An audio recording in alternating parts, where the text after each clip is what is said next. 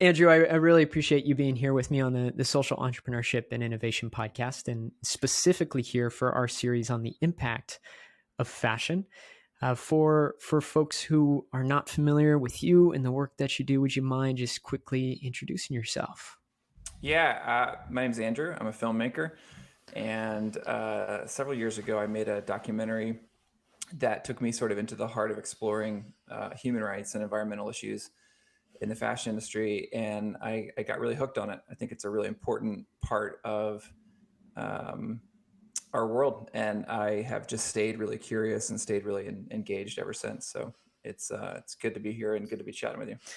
Yeah, but very, very grateful for you to have taken the time here. And of course, we'll dive deep into your film, The True Cost, which if folks have not seen it, highly recommend checking it out.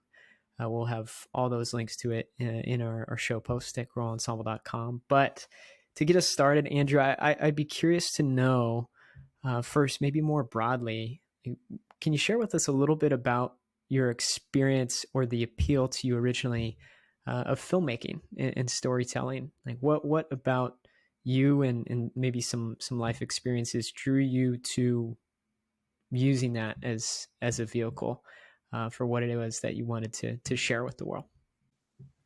I feel like in a lot of ways, it's really all I've known. Like I was one of those kids growing up where I took my parents' VHS camera out into the backyard and started making skateboard videos when I was 10 or 11. And that was like early days of like editing VCR to VCR, and then early computers got really exciting, and we started making short films on the weekends. And I've just always been really, I think it's always been the thing that's made sense to me. I think everybody has that Mm. thing where it's like something about your brain. Like I wasn't a great student in school. There's a lot of things that were really challenging, but it was kind of the one thing that like clicked. And I think was just really fascinated, even as a kid, by the power of being able to like stand in someone else's shoes. I remember Mm. being really young watching movies like E.T.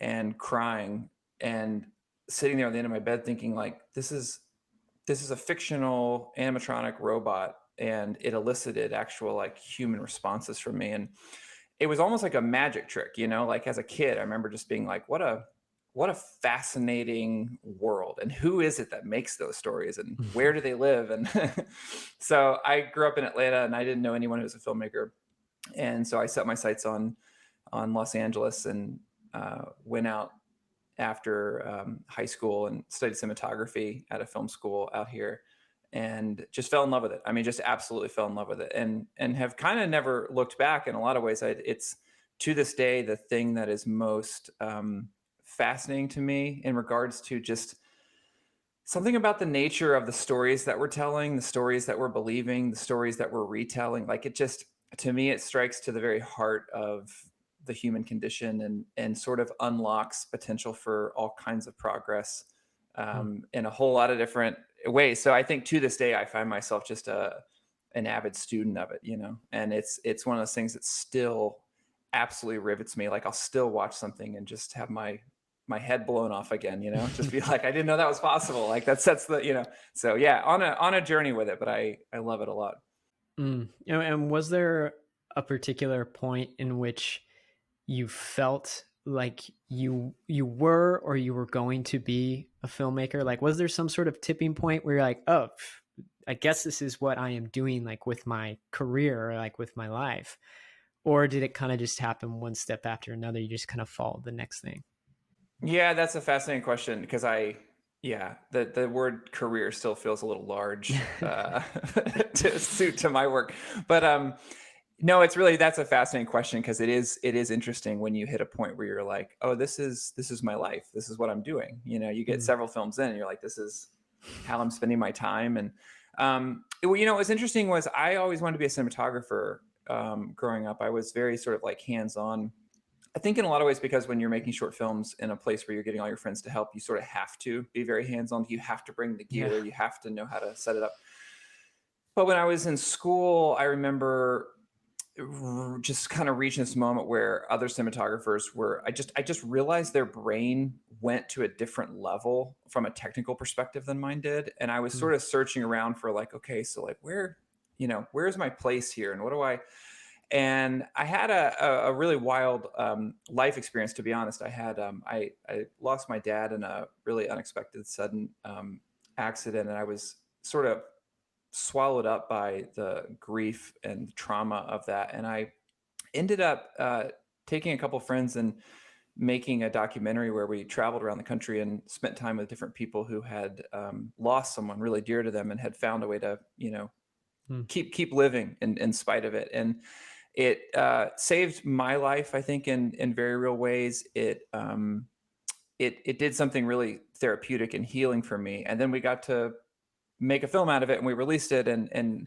I would get notes and calls from people saying how it had really helped them. And that was almost the invisible switch from, a cinematographer to a director, because mm, I sort of realized that I wasn't the smartest person in the mix, but I could put together a team of really great people, and I could kind of facilitate a process that felt safe and exciting. And that team has kind of stayed with me.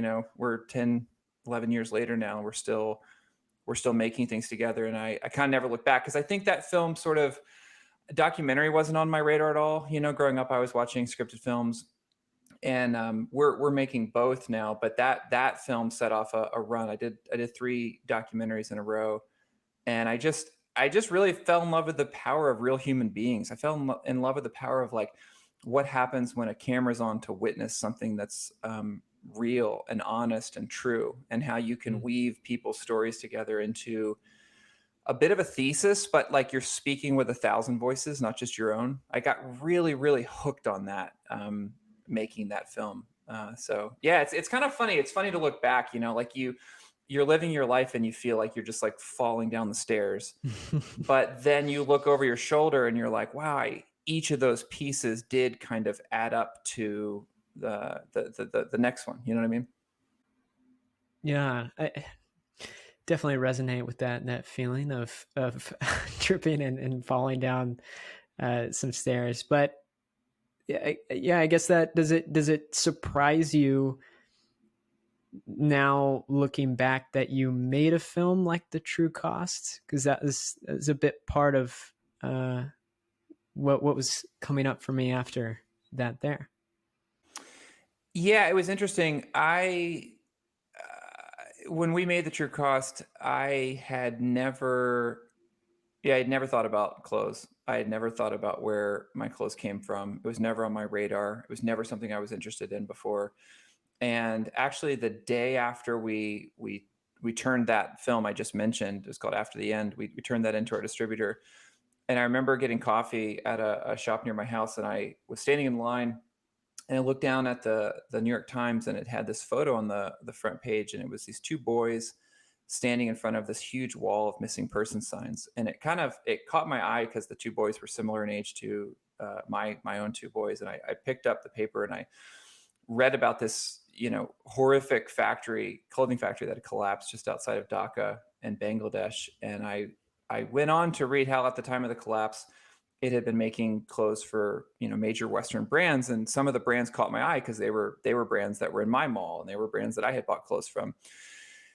And I had this moment where I just thought, like, how is it possible that I've never thought about this before? How is it Mm, possible that I've like been a part of this system and really never even second guessed like where it came from? And I took that newspaper back to my producing partner that morning, and I started doing some research and picked up the phone and started calling some folks who were working in different parts of the world in this industry. And I just kind of said, help me understand like exactly what's taking place.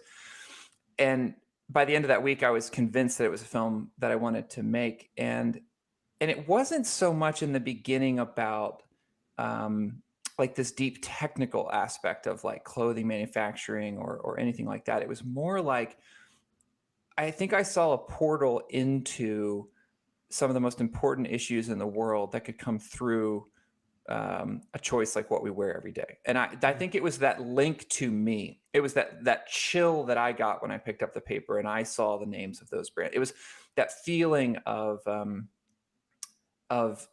curiosity, honestly, like genuine. Suddenly I had to know the answers to some of the things that were being asked, and that, it just set off a very long, life-changing journey as we made it. Hmm.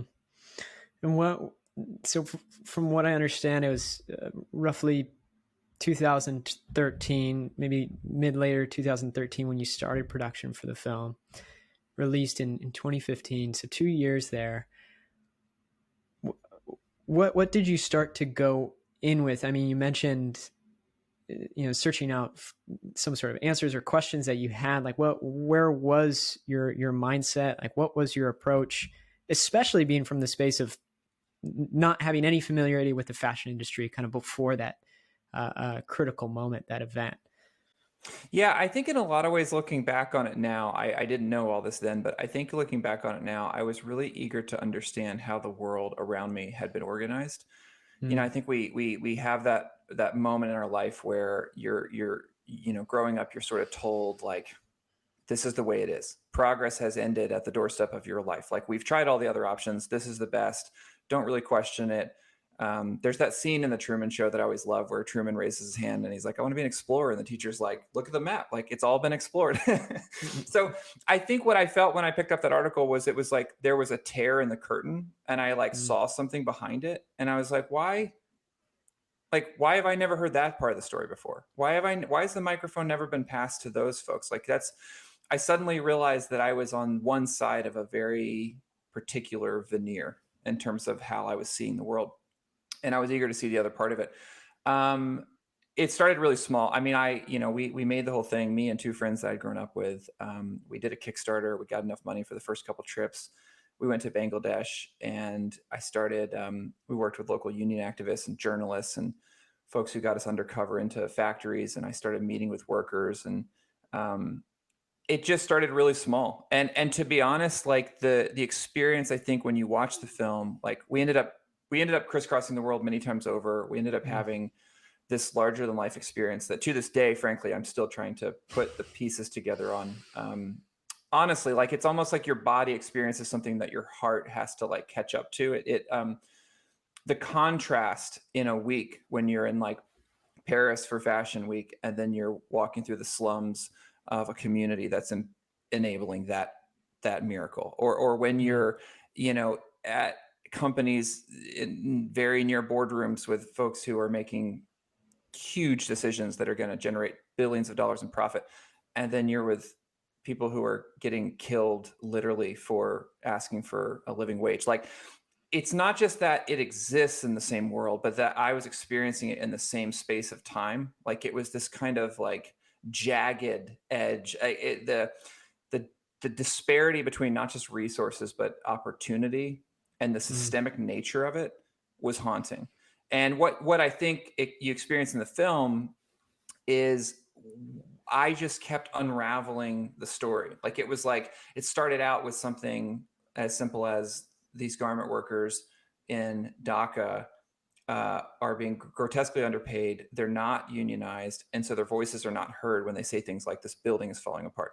But it's like it couldn't stop there. And so it ended up taking me all the way to some of the roots of capitalism and advertising and mass consumer culture.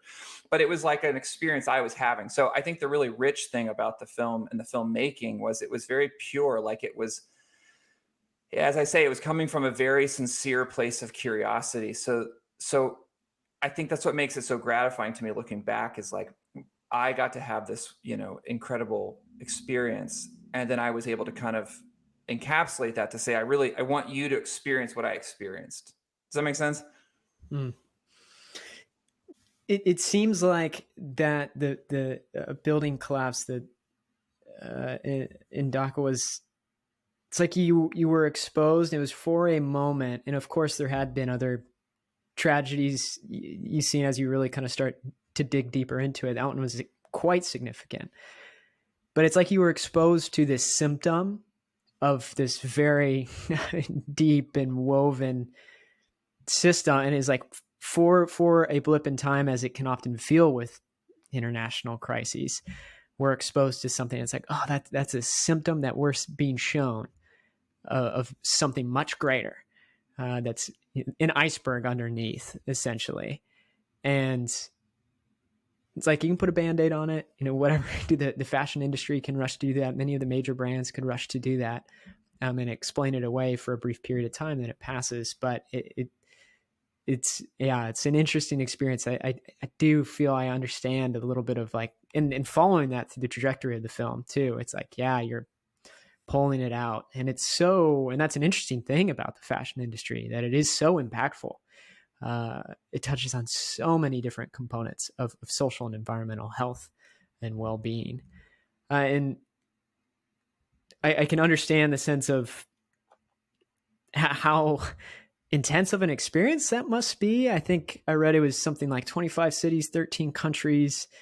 And just from, following the film, y'all do go to quite a few locations, and it seems like you had to go to many contrasting, like end of the spectrum locations that are different from one another. What was the most difficult thing you felt to get that film to completion? That's a great question. I mean, I think the most challenging thing was the scope of it was so large. Like, I was essentially trying to take someone from where I was. I was trying to take someone from, I've never thought about these things before. And I was sort of trying to intentionally overwhelm them with the scale of how high the stakes were, and the scope of like the reach to what you said about, all the things that this industry touches. But I was trying to do it in a way that still felt inspiring and hopeful, because I believed then, and I still believe now, that even industries that add up to trillions are made by choices, and choices are made by people. And when I experienced what I experienced of the industry, I saw a series of very bad choices, and I saw a series of choices who, were benefiting a few at the expense of many.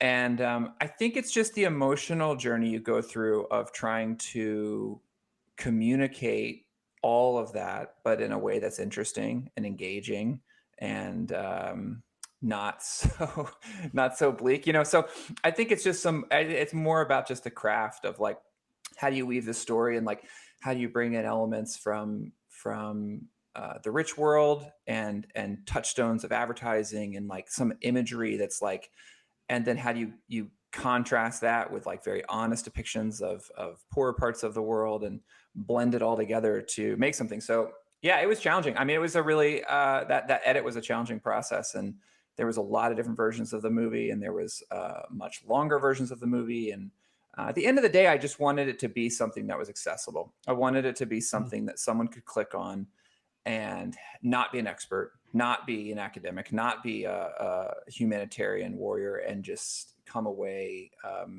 altered. I felt like if you could watch the movie and never think about clothes the same way, like, even if you didn't run out and make a whole bunch of changes, like, for me, what it did was it just made it like impossible for me to think about clothes as just clothes. And that opened the door to ongoing changes in my life. And I suppose I wanted that for people that watched it. And so, ongoing changes, like what took place? Well, what's progressed for you since then?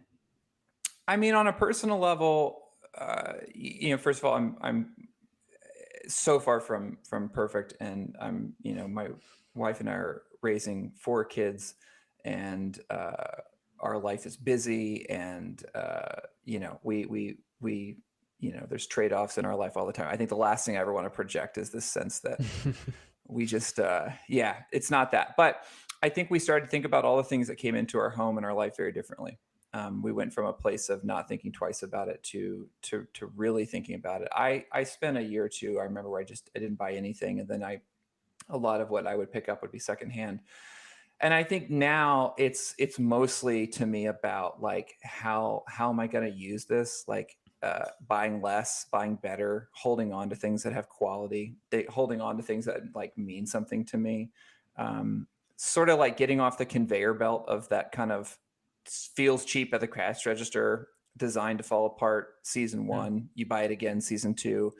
I just shifted our resources to let's get off of that conveyor belt. Like let's ditch the fast fashion thing. And that just opened up more resources and more energy, frankly, to be like, okay, I want to get a jacket. Like that's a real decision. Like what goes, who's making jackets? Like, all the options, like that became a really fun thing. And it's, it's carried over into everything from the food that we eat to everything. It's this beautiful thread that like once you start unraveling it, and I think once you stop seeing it as like guilt, and once you stop seeing it as shame, and once you stop seeing it as offsetting bad, but really embracing it as like an opportunity. Like I have an ongoing opportunity, just like you do, to make my life line up more and more with the things that I believe. And Mm. so, clothing is a really incredible way to acknowledge, for me. It's almost a little bit of a ritual in the morning, if I'm putting clothes on, to say, I am deeply connected to this world, and I am deeply connected to hearts and hands and human souls that I might never meet. They have a piece in what I'm putting on my body today. Like, I mean, that's just so elemental. And it's an opportunity for empathy. It's an opportunity for curiosity. It's an opportunity. And I think when that becomes fun, like when that becomes like a fun challenge rather than some race for perfection, like when we beat ourselves up when we're not, it's rather than just being like, man, I am making better choices. I'm caring more. I am using the muscle of empathy more today in my life than I was a year ago. And I hope that that continues next year. I hope that next year there's all these areas I look back to this year. I'm like, I didn't have any idea, but like, I hope I'm on a trajectory, and that's the part that feels fun for me. And I think that's the part that, frankly, the film really kickstarted for me. I'm with you on that. I want to be on at least a trajectory at a minimum.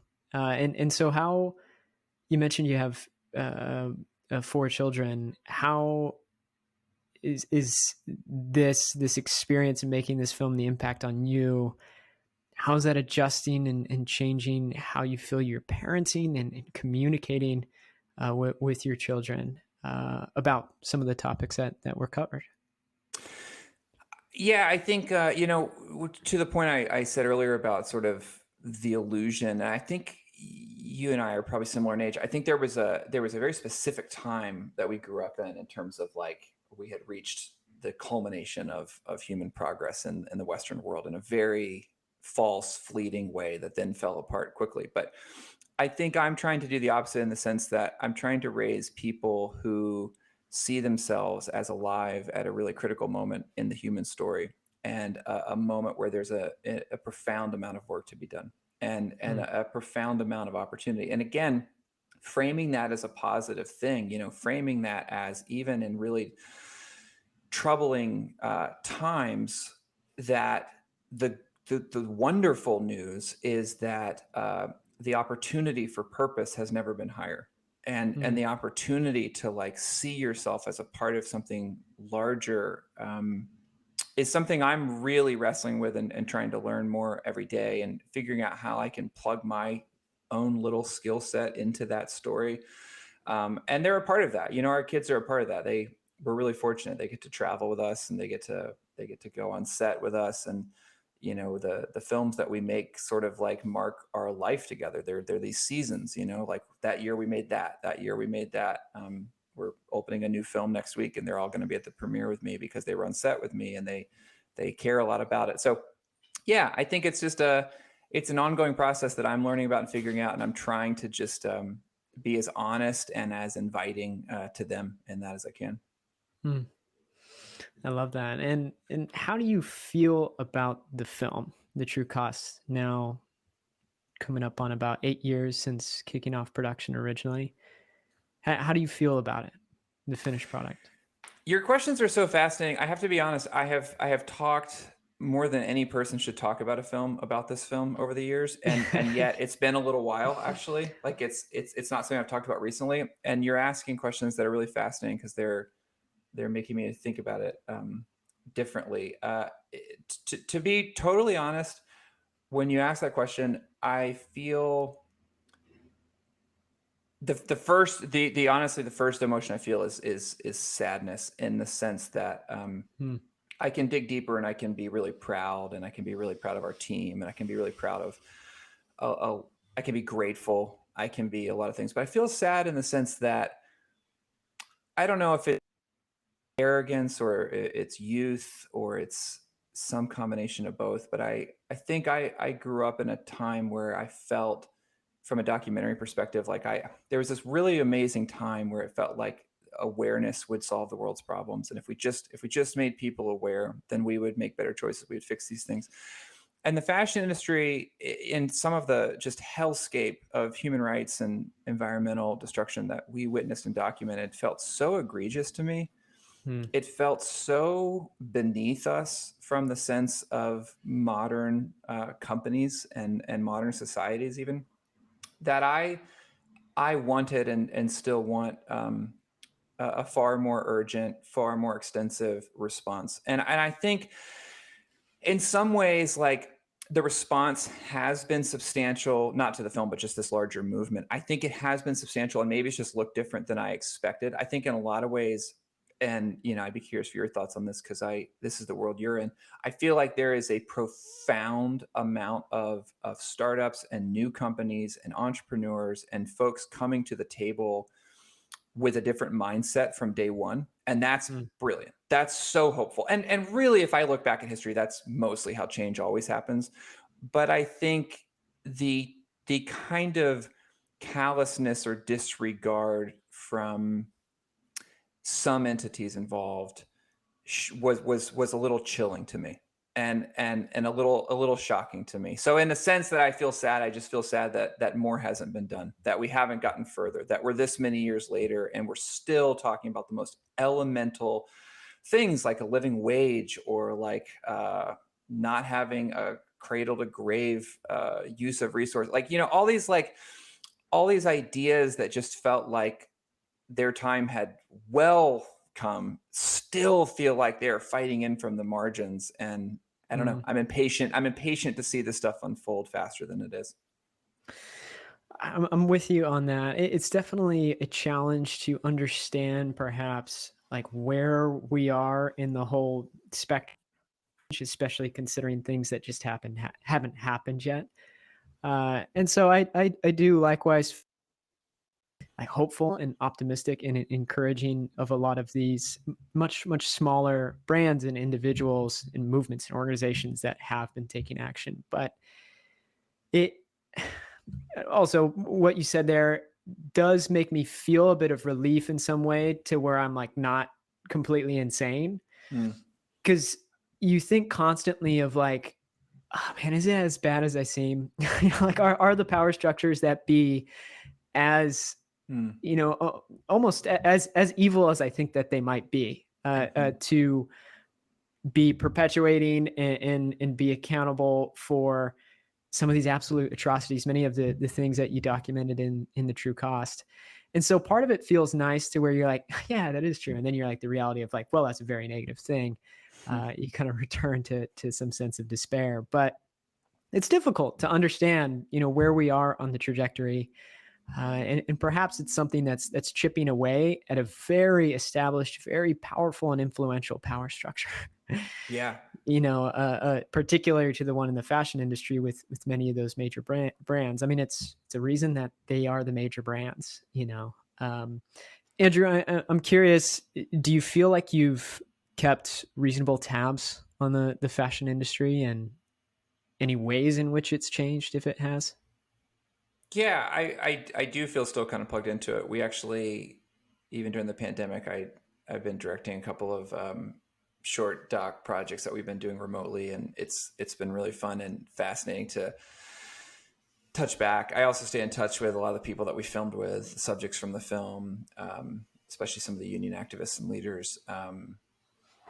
Yeah, I mean, again, I feel like in some ways, yes, definitely changed. I mean, like when you talk to people who are running like some of the major fashion schools, when you talk to people who are working at larger brands, bringing in new talent, new designers, there is a absolute sea change of perspectives and priorities, and there is just this like baked in assumption Hmm. that we're alive in a moment where the world's on fire, we're overusing resources, and we're devaluing human beings in the process. So it's almost like the battle for that to be in the consciousness has been won, and won by a lot of people who've been campaigning on this stuff for years. I mean, some of the folks that I even built the film with, Safia Mini, Lucy Siegel, I mean, some of these people have been writing about this stuff and saying this stuff for literally decades. So I think in a way, the fight to put fashion at the table with some of the most important issues in the world has happened.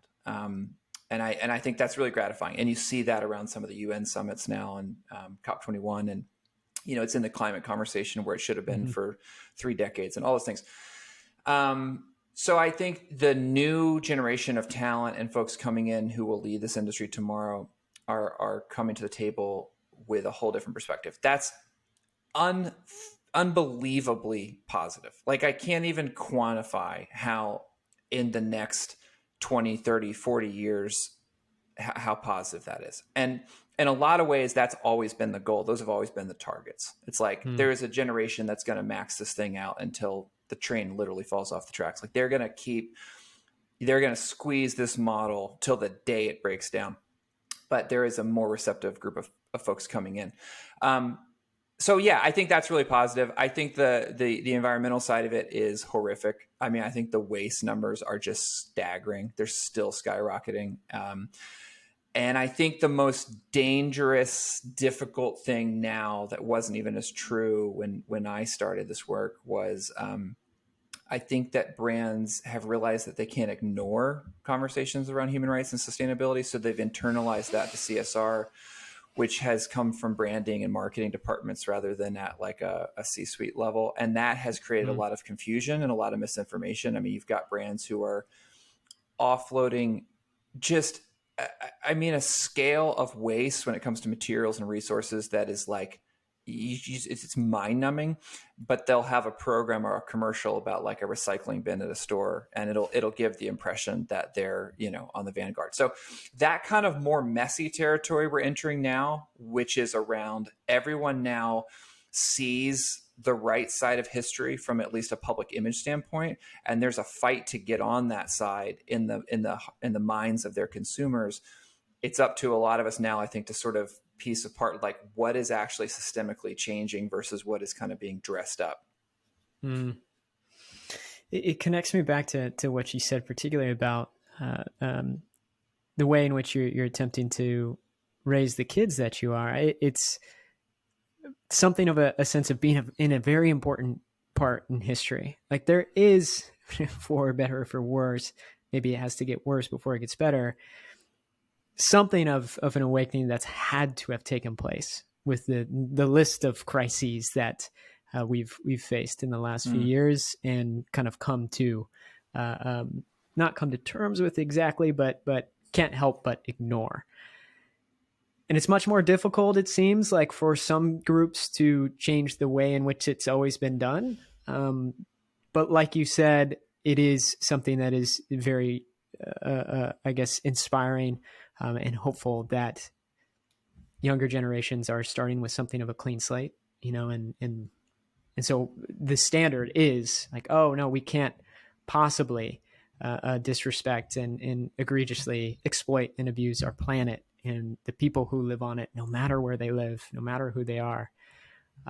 It seems like there is some kind of tweak in that level of consciousness in which you can't, put it back in the box, so to speak. I think that's really true. And I agree with you. I think ideas create worlds, and you can't unsee things that you've seen. And once this story has been challenged by a bigger, better story, it's really hard to go back. And I think, everyone listening has a different part to play in this story. Like, I certainly, my hat's off just constantly to the folks who are actually running businesses that are challenging these models, who are doing things more difficult because they know it's right. People who are ahead of history in so many ways and have been and are dedicated to it, even when they could be making more money doing it another way.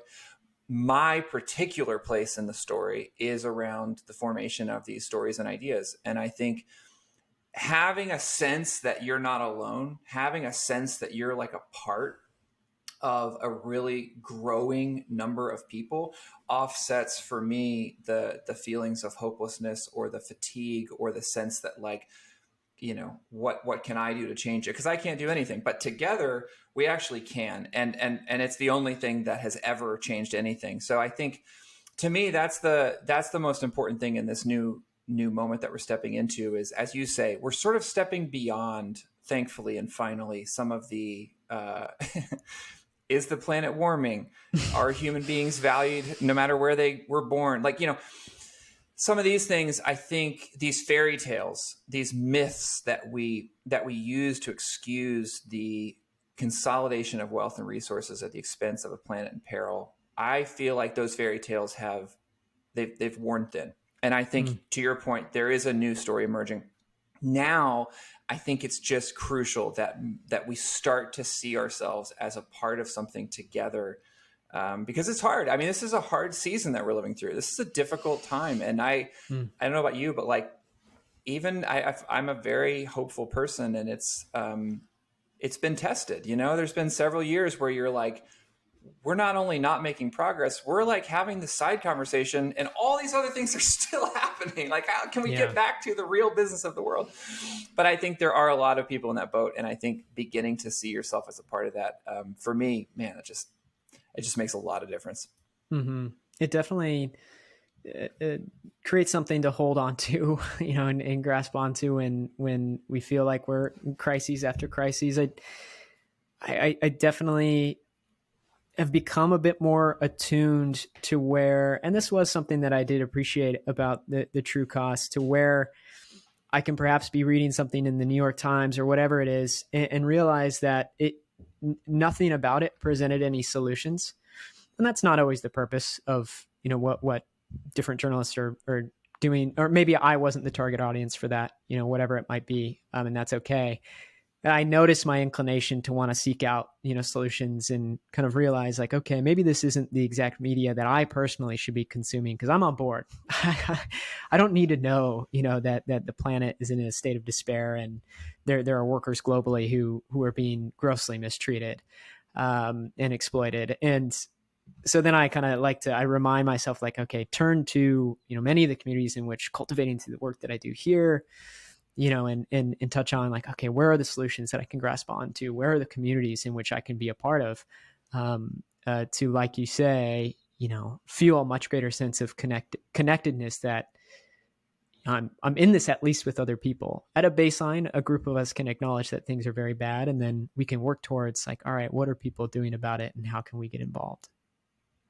Yeah, no, I think that's incredibly true. And I think just beginning to like see yourself as not the center of the story, but a part of the story.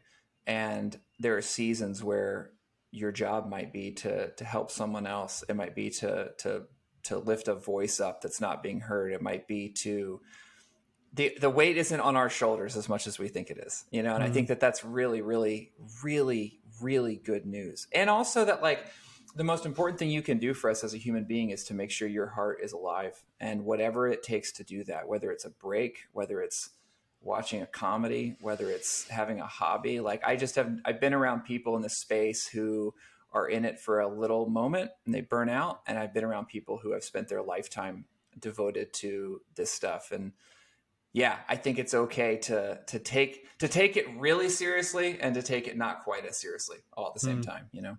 Especially during these times where, as you say, you got to be really careful. Like I'm the same way. Like I'm an avid, I avidly seek out information, and yeah, sometimes you just have to step back and say, I'm a human being with a heart, and I'm not a robot, and I can't infinitely dispense compassion without getting to a place where I'm stuck, or I feel stalled out, or I feel numb.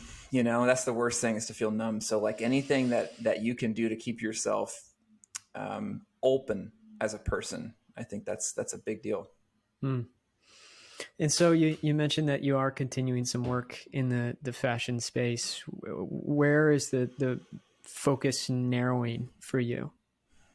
Yeah, I mean, I'm working on a documentary series. The first few episodes are out. It's called Fashionscapes. I'm working with my friend Livia Firth on it, who's just an extraordinary person. And we are looking towards solutions in that series. So we are looking towards what are specific issue areas where we could see, tangible progress. We just released an episode recently around this concept of a living wage. And there's some real pressure in the UK legally to start to enforce on the point of import companies paying a living wage where they're producing in countries that the living wage is not the minimum wage, which is almost never. There's some real traction. So like we made a film about, the lawyer who's leading that, and some human rights campaigners who are fighting for that, and union activists that are supporting that. There's another one that we're going to release soon around the idea of circular economy, both the myth and the actual potential for what could be really transformative. So I'm really interested in people who are pioneering solutions, and I'm interested in finding those voices and those stories and trying to find a way to elevate those and to amplify those and to give people, to your last point, a sense of digestible hope or even a sense of action that someone could take. If the true cost was about like intentionally overwhelming people, I'm trying to make things now in the space that are more actionable, more helpful, maybe more incremental, still set against the backdrop of the stakes and the scale. Awesome. And I did come across those, and I tabbed those for a watch here soon. So I'll look forward to jumping into those. Well, Andrew, I want to be respectful of your time here. So thank you so much. First and foremost, just a couple final, perhaps rapid fire or not questions before we wrap up. Is that all right with you? Cool. Yeah, it's great. Well, what's perhaps one book, film, or resource that you might recommend to folks? It could be in or out of the fashion industry, but what's something that perhaps has impacted you recently, or something you always come back to? I have to say Lucy Siegel's book, To Die For, was really what started this whole thing for me, from that newspaper article. Her book really connected the dots. And I think since then, the stuff that she's written for The Guardian, she just continues to be a voice for me that resonates. She wrote a book this past year around plastic, which is both including and goes beyond the fashion industry. I love it. And I also love the work that Safia Minney's done and continues to do.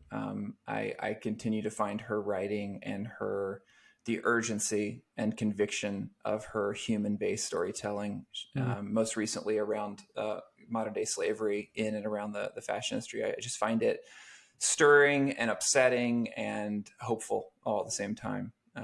So yeah, the two of them, you can't go wrong. And there's so many. I mean, there's so many. And I to be really honest, I have a stack sitting here of new things that have been sent to me that I know are going to be amazing too. I just need to check them out.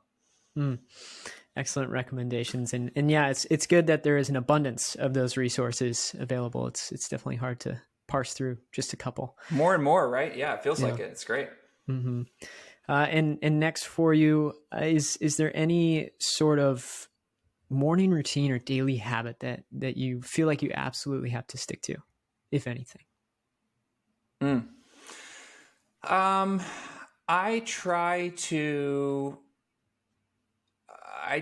have a little meditation practice in the morning, and to be totally honest, on my good days it works. On my bad days, the kids get up before I do, and it's just a mess.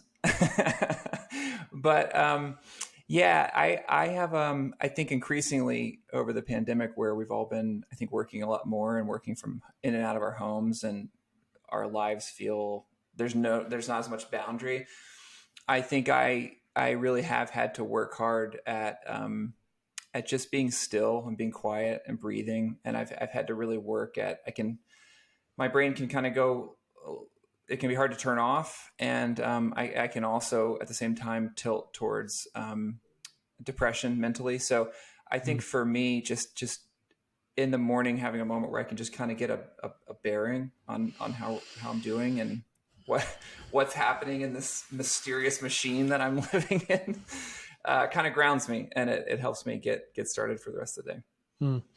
That's a common shared sentiment for folks that we have on this show, and I think it can be something that's extremely worthwhile for many of the people who do the work that our listeners do, which is focused on some element of using their useful hours of the day to ideally leave the world a better place. So it can be quite all-consuming, undoubtedly, and which kind of bridges me to a final one, Andrew. What's maybe one piece of parting advice that you might leave our listeners with? And these folks are change makers, active, aspiring from all sectors all over the globe. What's one thing that you'd leave them with? I think you just can't underestimate the unseen impact of your life and the work you're doing. I think a lot of the work that I do has been built on the work of other people. And some of those people I've gotten a chance to meet and thank, and many I haven't and never will. And someone wrote a column, someone wrote a blog, someone made a short film, someone took a photograph, and it irreversibly changed the trajectory of my life and my work. And it opened up actual pathways in my brain. And if you're an entrepreneur, making products, if you're someone creating content, if you're a parent, if you're a person of any kind, like I think there is an interconnectedness to the story of progress that I think if we could actually see would kind of blow our minds. And some of the smallest actions, some of the smallest steps, some of the most incremental feeling things in our life, people are watching. People are always watching, and those changes add up. And I can't get over, and I can't get past that sense that we are not spectators. We're not consumers. We are actively writing the story that will become the history of this generation. And that is a very real and present task. It's something that we're all invited to. It's something that isn't in the present tense. It's happening right now. So this is the time that we're here and we're alive for. We didn't build this world. We didn't organize it this way. We're not going to be here to see where it goes next, but we are in this very brief moment in time tasked with and gifted with the opportunity to contribute. And that is just extraordinary. And I hope whoever you are, wherever you are, whether you're feeling like you're on top of the mountain today, or you're just like having a hard time getting out of bed, I hope somewhere in you can remember that today. Wonderful advice for us to end on. And Andrew, finally, where should folks specifically keep up with you, your work, and films to come? Yeah, my site is andrewchristophermorgan.com, which sounds pretentious. I just couldn't get the other. It's such a filmmaker thing to say. And yeah, I'm on Instagram, Andrew_Morgan. I'm trying to do a better job of sharing more as we go. But yeah, those two places definitely have all the stuff that we're working on. Perfect. We'll have those linked up in the show post at growensemble.com. Thank you so much, Andrew. I do appreciate it.